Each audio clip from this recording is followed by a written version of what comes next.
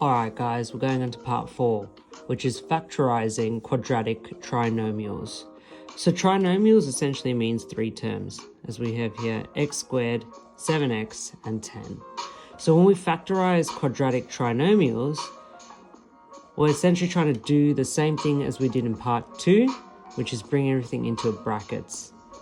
Okay, so we need to find out two numbers that multiply to give you 10, but when they add, they become 7. Okay, first step is to write down the factors of 10. So we have 1 times 10 is 10, 2 times 5 is 10. So what are two numbers that add together to become 7? But when they multiply, they become 10. So we go 1 and 10, when they add, okay, it's going to be 11. What about 2 and 5? Yes, 2 and 5 work out. So what we're going to do is we're going to write down x plus 2, which is this one, and then x plus 5. Okay, so when that's factorized, it becomes like this. Let's go through another example. We have x squared plus 2x minus 8.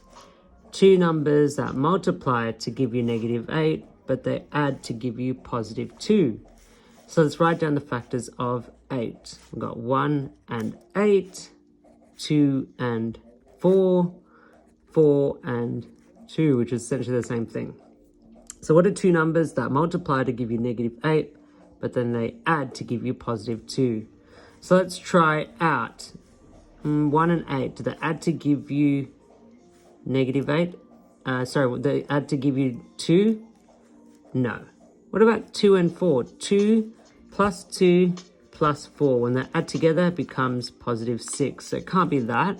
What about if I switch it around? What if it was positive 4 and minus 2? Yes, that becomes positive 2. But what about when they multiply?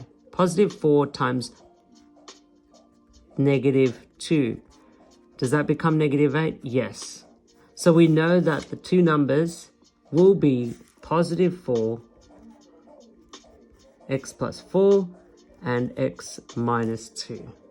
That's how you factorize this. Because the two numbers that worked out were positive 4 and minus 2.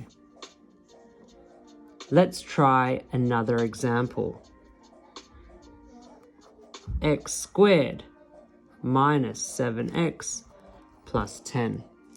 So two numbers that add to give you negative 7, but they multiply to give you positive 10. So let's try out 1 and 10, 2 and 5. Okay.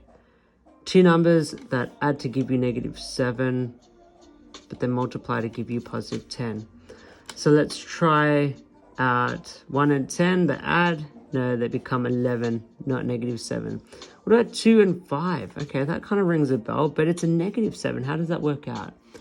Well, let's go negative 2 and negative 5. When they add together, it becomes negative 7.